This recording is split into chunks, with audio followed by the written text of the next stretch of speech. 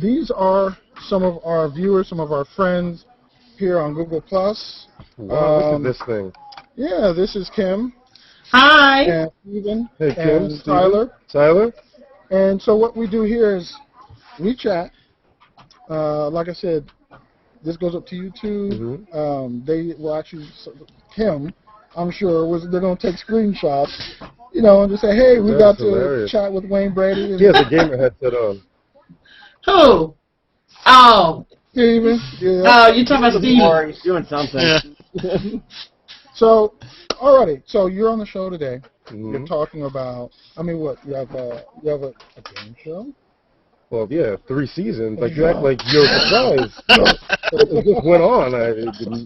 Wow. Where have you been?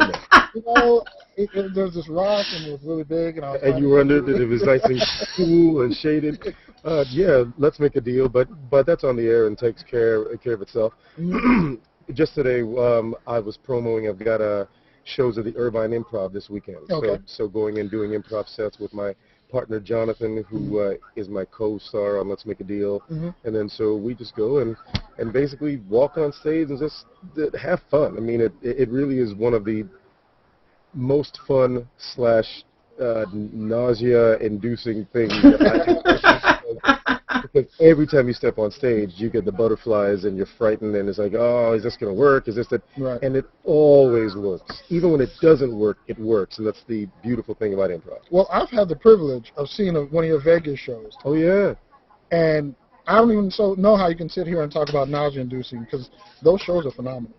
I mean, if anybody who's seen, and actually that little sound means we're going to have somebody else joining us. Oh, sweet. But anybody who's actually had the opportunity to see Whose Line Is It Anyway, to me that's almost like a shadow of what they get to see at that Vegas show when you're up there just... That's exactly what I tell people coming to see what I do live. You know, outside of that, Whose Line was a great launching board, but folks get fooled. That's not just what I do. Right. It's so much more. So when I'm doing the live show, you see, because there's a difference between doing improv with four guys and when it's all on your back. Right, and that's actually how I prefer it. And I like that feeling of, oh my God, I hope this is going to be good. You know, I dig that. Right. And it comes across in the show. Because, I mean, we're just starting in television here to get with audience engagement, but you've been mastering audience engagement for a long time now. Absolutely. In fact, I think doing an improv show live, unlike the TV show, I do it all over the country, you do it all over the world. It's one of the most rewarding experiences because you're not talking at the audience. You're actually saying, hey, give me something now, you in the front row, and what you've given me is going to be the centerpiece of whatever's going to come out of my mouth. Right. You don't get much more immediate than that. Right, absolutely. And also it's got the hidden benefit of it isn't a fake, it's not a magic trick, it's not scripted. Right. Like, this is really going down at this second. Now, I heard talk of some musical things going on. Is there anything you can talk about? Yeah, I've got a new record.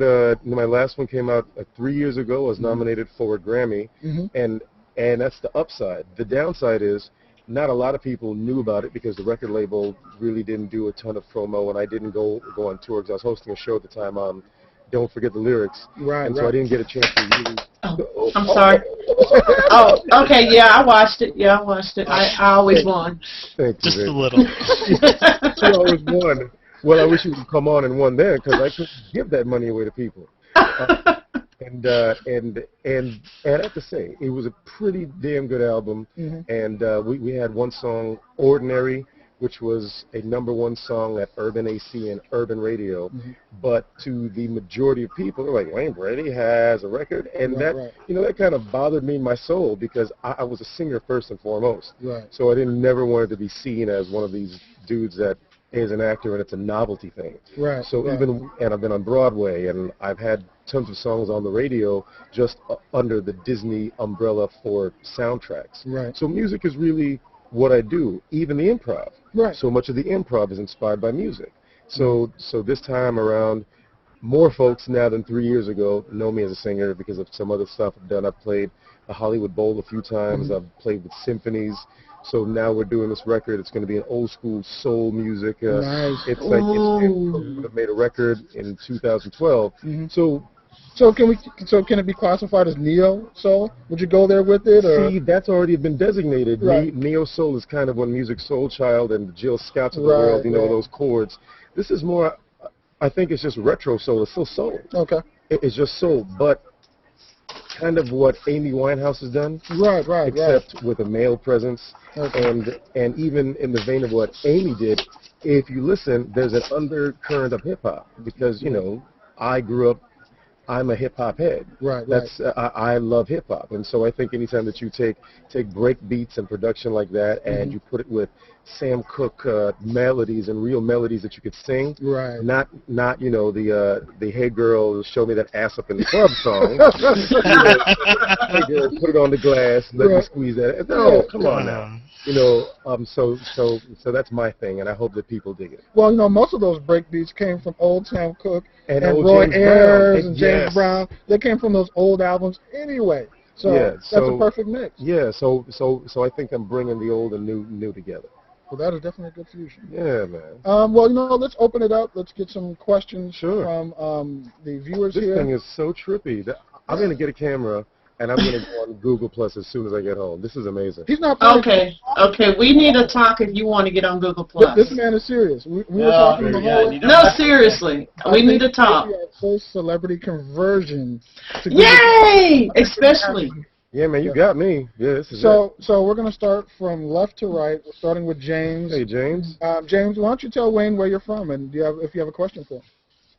I'm originally from England. I'm actually in Ireland at the moment. Like I say, I actually remember watching you over here on, you know, Whose Line Is It Anyway? And that's sort of what started me watching you. Absolutely brilliant. I loved it every time you went up. So are you actually considering getting back into music, or are you going to be sort of re-releasing what you've already done? A little bit of both. I'm re-releasing some of the songs now that didn't get the play that they should have, in order to feed into the new project, which is coming out in June.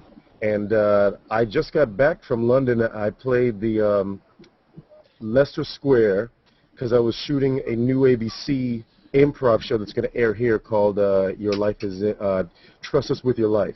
So while I was over there, I was doing a couple concerts, and the cool thing was a lot of the British audience had my music, and that was just, you know, that was a nice pat on the back. Don't even get me started on the difference between Brits and Americans when it comes to music. There's some of my favorite old Tribe Called Quest cuts were the British remixes of their original music. See, because I've got a theory, and I think a lot of performers will agree with me. British fans, especially Brits, have this.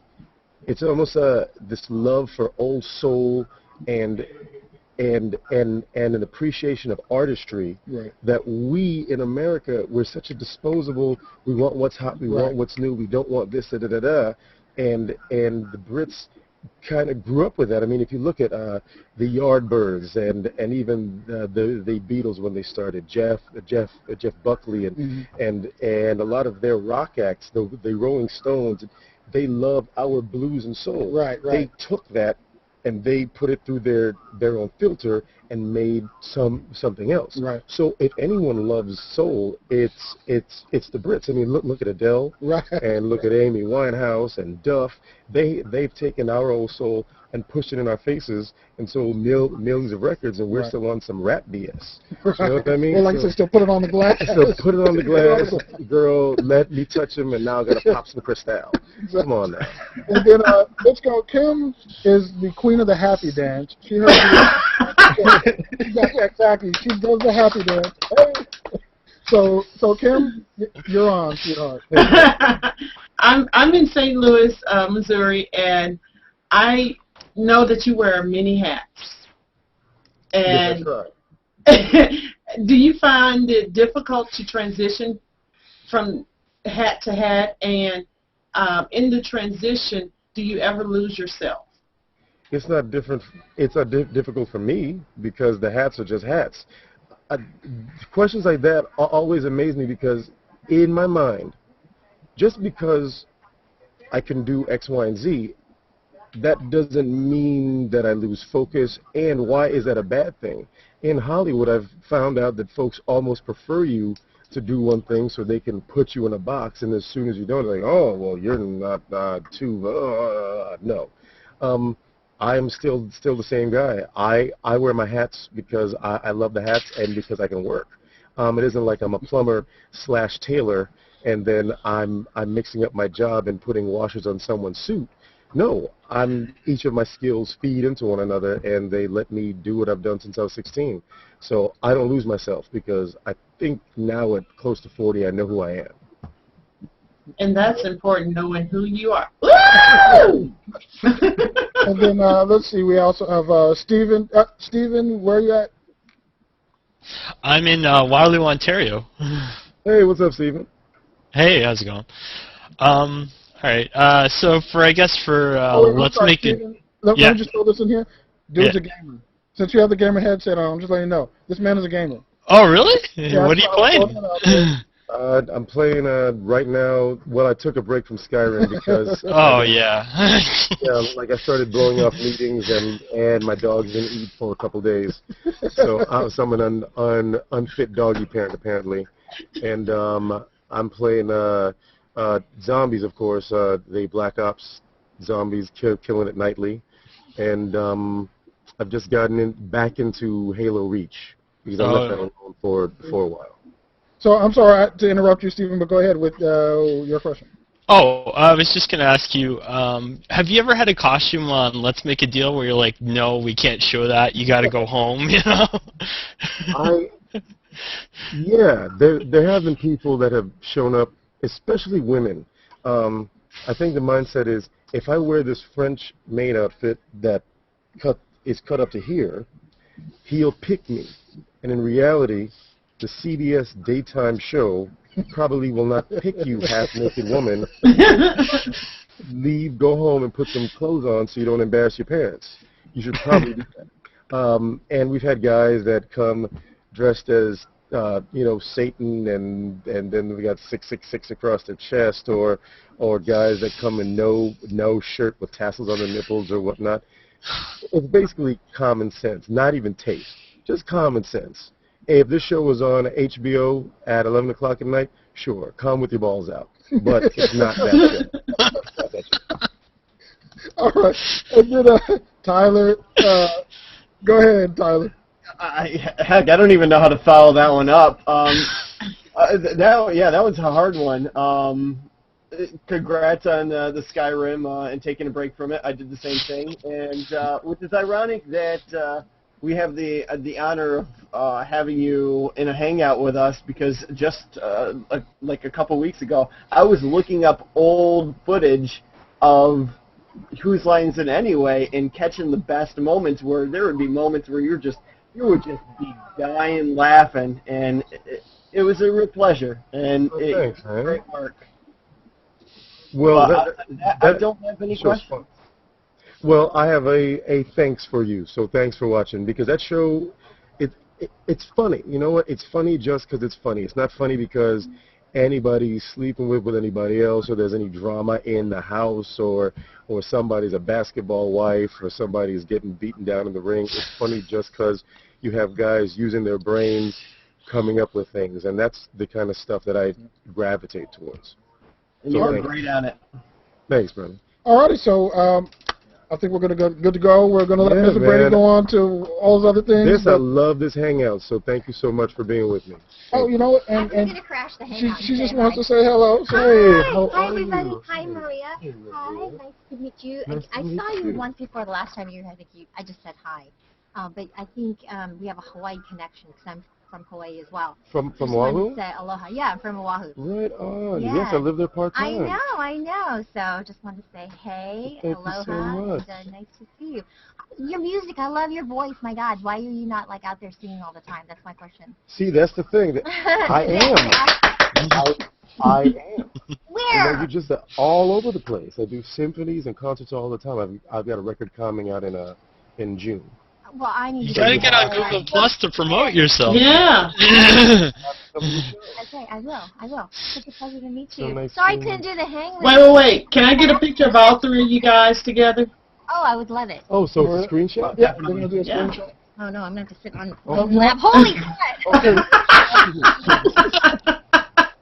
Thank you, Mom. One of those mornings. Oh my. Okay, you ready? Yep. Smile. Yay. Gotcha. Aw, Thank you. Let me crash the head. Yes, ma'am. I gotta Okay, run at guys. 10 a.m., but Okay, it go, was nice go. to because Thanks for Thank hanging out. you.